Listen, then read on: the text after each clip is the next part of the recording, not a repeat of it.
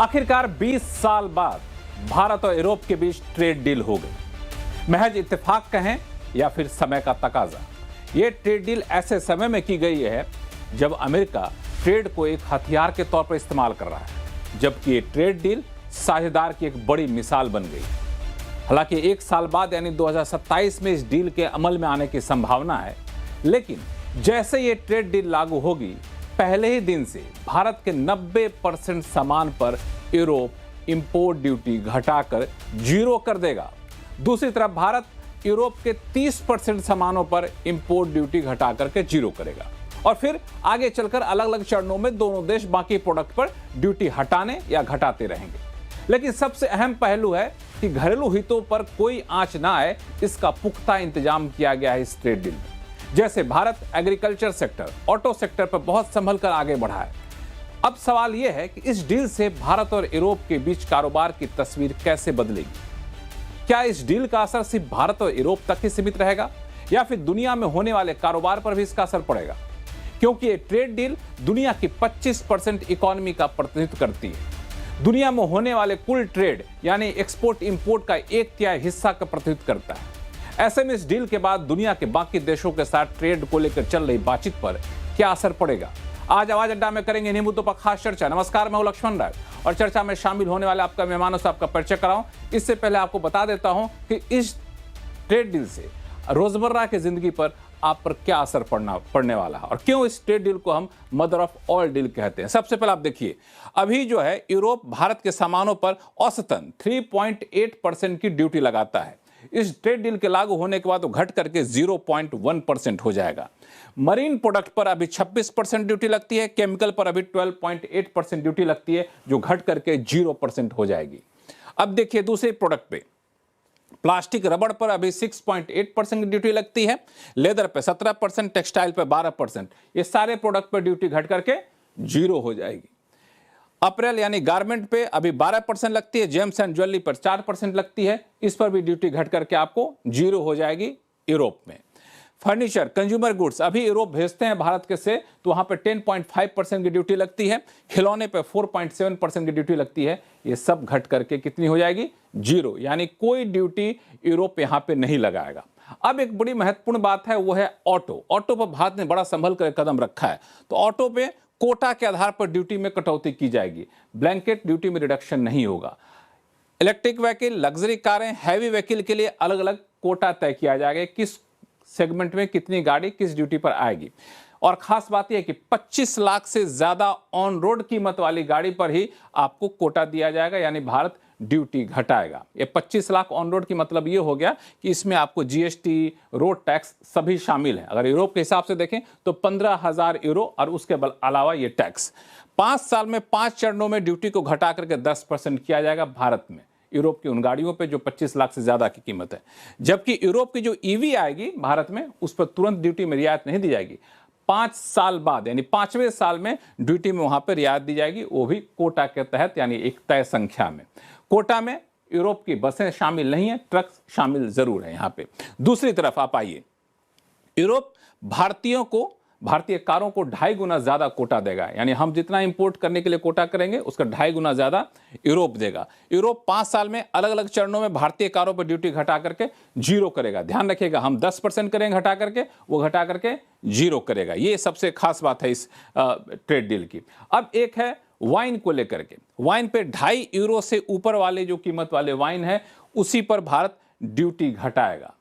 Wine के अलावा दूसरे जो अल्कोहल आते हैं, वाइन पर अभी 150% बता दूं, जो घट करके 75% ड्यूटी हो जाएगी यूरोप से आने वाले वाइन पे, जो 2.5 यूरो से ऊपर की कीमत के होंगे। यूरो के जो अल्कोहल होंगे यूरोप के, वहां पे टैरिफ घट करके 40% हो जाएगा, अल्कोहल पर भी ड्यूटी घटाई जाएगी। एक और महत्वपूर्ण चीज, आपको यूरोप की जो बियर है उस पर भी टैरिफ घट करके 50% हो जाएगा। यानी ये सामान ऐसे हैं जिनका भारत में प्रोडक्शन उतना नहीं होता, इस वजह से यहाँ पे ड्यूटी घटाने की बात की गई है। तो इस तरीके से पूरे ट्रेड डील को स्ट्रक्चर किया गया है ताकि घरेलू हितों को, घरेलू कंपनियों को कोई नुकसान यहाँ पर ना हो। लेकिन इस ट्रेड डील को सिर्फ आप इन आंकड़ों के नजरिए से मत देखिए, ये दरअसल इन आंकड़ों से कहीं ज्यादा है, एक साझेदारी है, एक लंबी पारी है। और ये चीज आज दोनों पक्षों के राष्ट्राध्यक्षों के केमिस्ट्री में साफ तौर पे दिखी। वो पहले आपको दिखाते हैं, फिर अपने मेहमानों के पास चलेंगे, चर्चा की शुरुआत करेंगे।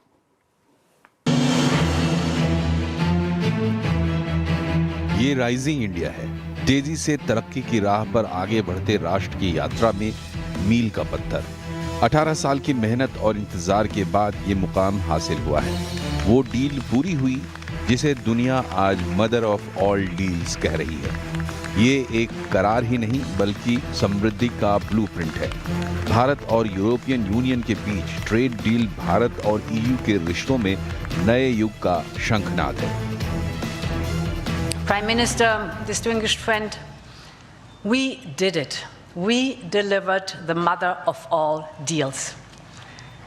We are creating a market of 2 billion people, and this is the tale of two giants, the world's second and fourth largest economies, two giants who choose partnership in a true win-win fashion. आज भारत ने अपने इतिहास का अब तक का सबसे बड़ा फ्री ट्रेड एग्रीमेंट संपन्न किया है। आज 27 तारीख है। ये सुखद संयोग है कि आज ही के दिन यूरोपियन यूनियन के 27 देशों के साथ भारत ये एफटीए कर रहा है। भारत और यूरोपियन यूनियन के बीच करीब 2 दशकों की बातचीत के बाद डील पूरी हुई है, लेकिन आखिर इंतजार का फल मीठा आया। महीनों तक इसके लिए वाणिज्य मंत्री पीयूष गोयल, विदेश मंत्री एस जयशंकर ने मेहनत की। इसलिए पहले दावोस में इसका ऐलान और फिर दिल्ली में ये ऐतिहासिक डील पूरी हुई। गणतंत्र दिवस के मुख्य अतिथि के तौर पर यूरोपीय नेता भारत में आए। एक बड़ा प्रतिनिधिमंडल इस डील को पूरा करने के लिए भारत में जुटा। खुद प्रधानमंत्री नरेंद्र मोदी भी डेलीगेशन लेवल बातचीत में शामिल रहे। हैदराबाद हाउस में प्रधानमंत्री मोदी ने यूरोपीय नेताओं की तारीफ की। इस दौरान पीएम मोदी और यूरोपियन यूनियन के नेताओं की मजबूत केमिस्ट्री दिखी। पीएम मोदी ने एंटोनियो कोस्टा को लिस्बन का गांधी बताया, तो एंटोनियो कोस्टा ने अपने भारतीय मूल पर गर्व जताया। On people-to-people ties. I'm the president of the European Council, but I'm also an overseas Indian citizen.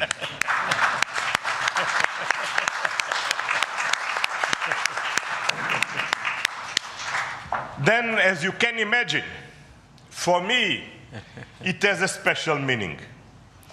I'm very proud of my roots in Goa, where my father's family came from. And the connection between Europe and India is something personal to me. इससे पहले European commission की president Ursula von der Leyen ने तेजी से आगे बढ़ते भारत की तारीफ की। इसके साथ ही टैरिफ को हथियार बनाकर इस्तेमाल करने वालों को संदेश भी दिया।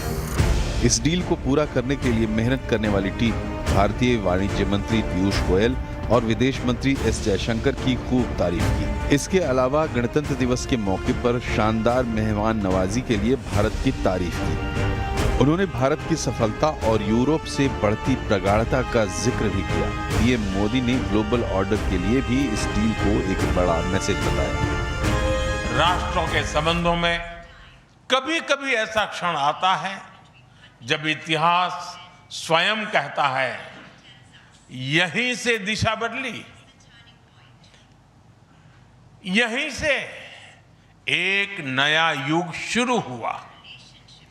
भारत की और यूरोपियन यूनियन की यह ऐतिहासिक समिट वही क्षण है। This agreement covers almost 99% of the total exports that are sent from India to the European Union and about 97% plus of the total exports from European Union to India. इस ऐतिहासिक deal के होने के बाद अब सबकी नजरें डोनाल्ड ट्रंप पर हैं। एक तरफ अमेरिका के साथ ट्रेड डील पर भारत की बातचीत अभी भी चल रही है, वहीं दूसरी तरफ यूरोप ने अमेरिका के साथ अपनी डील की मंजूरी पर रोक लगा दी है। ऐसे में सवाल यह है कि क्या इस डील के बाद अब ट्रंप भारत को लेकर ज्यादा सावधान होंगे? क्या यूरोपियन यूनियन के साथ एफटीए भारत के लिए बड़ा गेम चेंजर साबित होगा और यूरोप की समृद्धि का फायदा विकसित भारत की राह को ज्यादा मजबूती देगा?